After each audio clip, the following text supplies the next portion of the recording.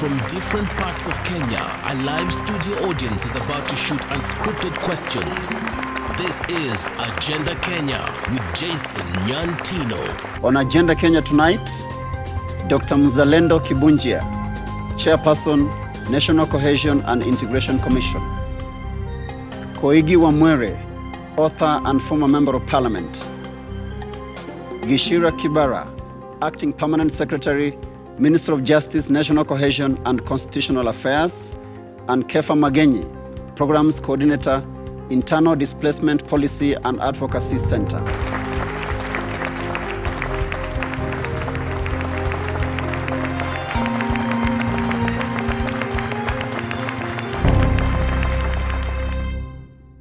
Thank you for joining us and welcome to Agenda Kenya this week. I am Jason Nyantino. Tonight on the show, we look at national cohesion, and we want to focus on the track record of the National Cohesion and Integration Commission.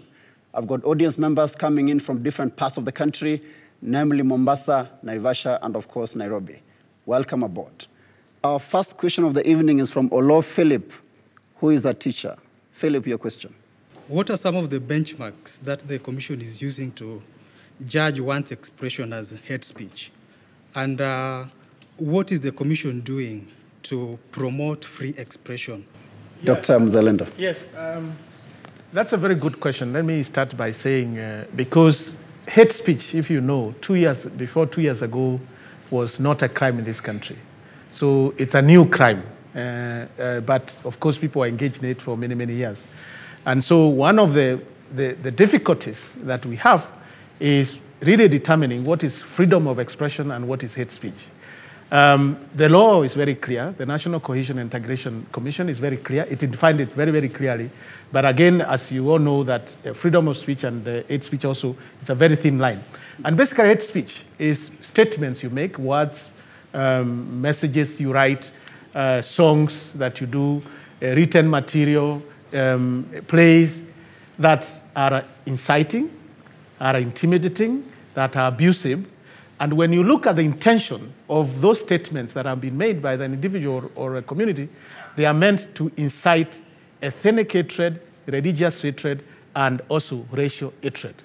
There are a lot of words, statements that are inciting, that are abusive, that are not.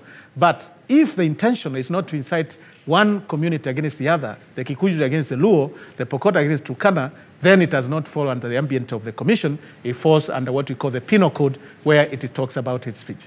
I must say very clearly that the Constitution gives every Kenyan freedom of expression, but it limits to propaganda to war and hate speech. And what we are doing as a Commission is trying to define that so that we know we define it so that we do not infringe on a freedom of expression that is also protected in the Constitution. Thank you, Dr. Zalando. Mr. Kibara, freedom of expression and hate speech. I know he has touched on it, but could you just give us more insights? Because people are confusing hate speech as I have a right to speak. Why am I being gagged?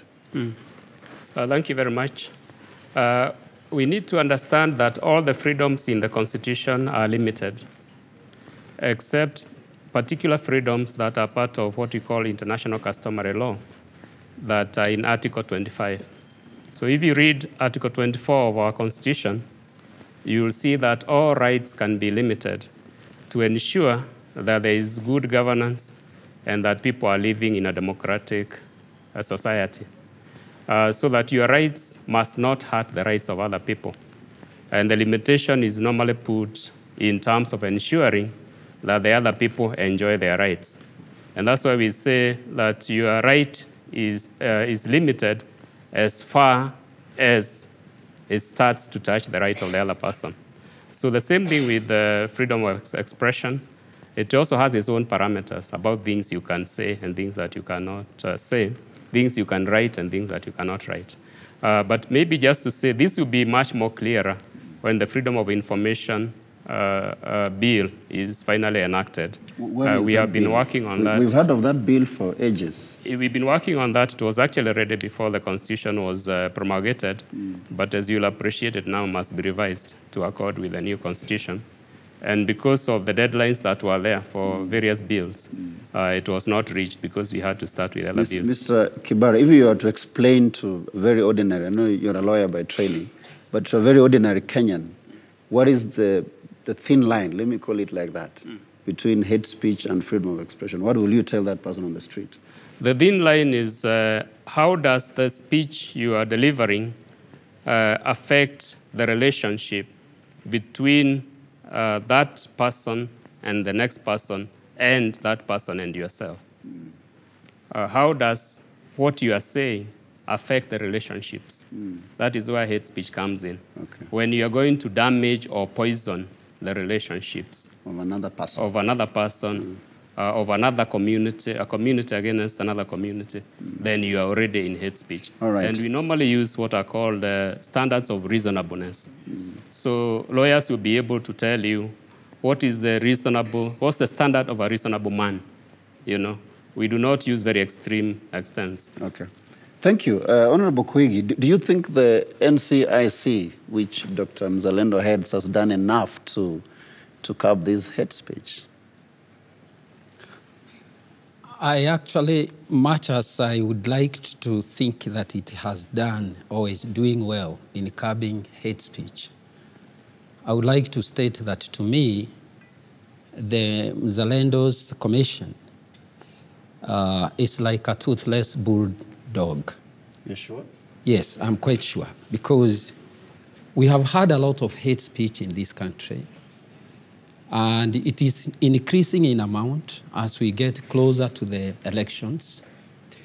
Politicians every weekend are making hate speeches. Vernacular radios every morning are making hate speech. I don't know whether you listen or which vernacular radio you listen to. And I know tensions are rising by the day. We are now at a point where people in Muhoroni are fighting. I come from an area that is very sensitive ethnically, Nakuru, and I know that, again, tensions are high, and they are high because of hate speeches that people are making, even in the so-called prayer meetings. And Zalando cannot tell us that he doesn't know that this is happening, because he has his good 2 years. He must be hearing what is being said. I know he knows what is freedom of expression and what is hate speech. So my question is, why is he not acting now? Okay, thank you. Thank you before Dr. Zalando responds, Kefa, do you agree with Honorable Koigi? Yes, I agree with Mheshimiwa Koigi to some point, because definitely there's what is taking place in the country, and I think we have to gauge by what is going on and what's the past, what it takes, what took us to where we are today. And I want just to paraphrase this because of the recent past. I think we have seen some incidences.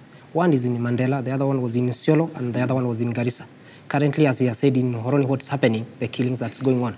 But maybe to some extent, I also want to just at least allay some issues here, because the issue of the National Cohesion and Integration Commission, the moment it was put in place, it reflected a sense of fear to some individual politicians, but to the community's level, it did not impact positively. Because what we are now moving out from is the hate speech to hate feelings.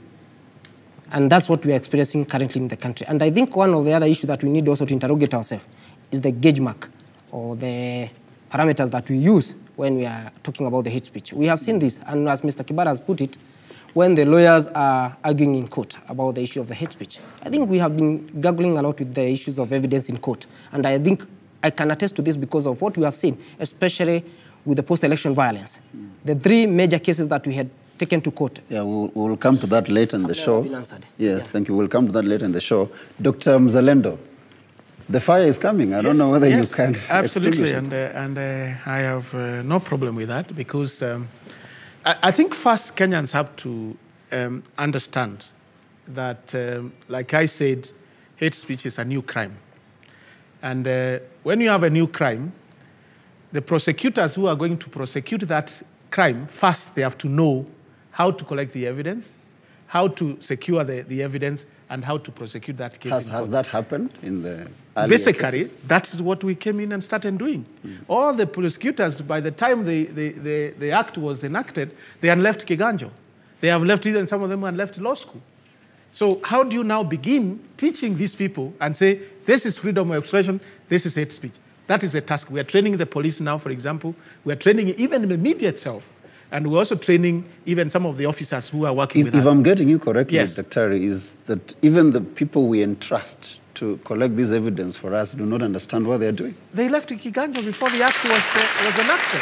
So they must go back to Kiganjo. No. What we have done is a crash program of training these officers and also bringing some of the experts from the jurisdictions that have actually prosecuted hate speech, particularly American and Europe, and train these people. We are doing a crash program. Just to be more specific, there was this case, the Alfred Kapondi, Honorable Machage, and Cecil, I think, Mrs. Miller.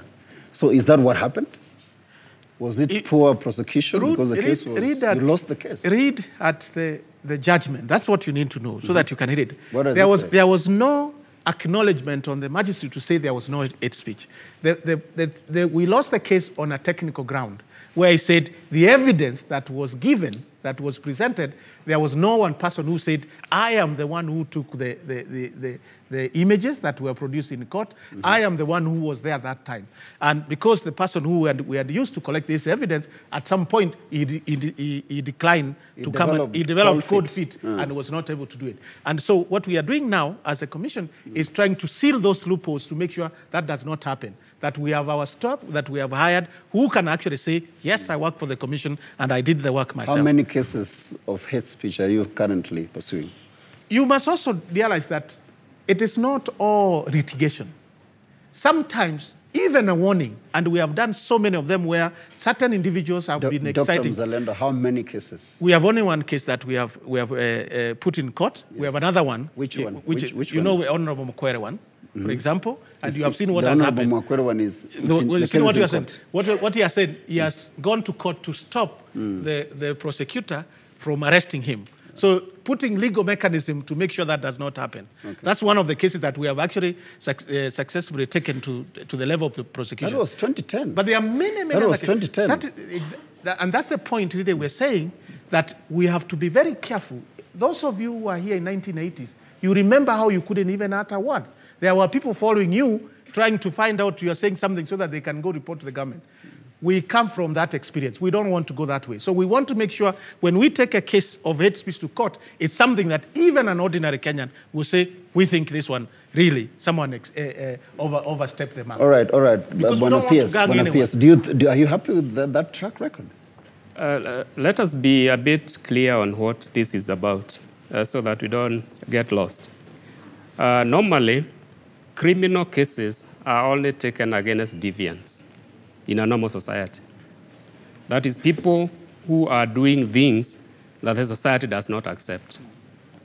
Those are called deviants. So criminal law is supposed to deal with deviants, not to deal with ordinary people. So Kivunja's Commission's primary mandate is not to take cases to court. It is to change people's attitudes so that you do not have a situation where you are hearing your leaders giving hate speech and you are cheering them on. And then you are expecting Kivunja is going to prosecute them. Why should he prosecute them? But there's a body. That's the work of government. Why should he prosecute them? Let me just finish. Yes, why should he prosecute people you appreciate what they are doing? Because Kivunja's body is a public body. It is working on your behalf. So if you do not yourself think that is hate speech, then his work will be almost impossible. Because you are the ones to give the evidence in court.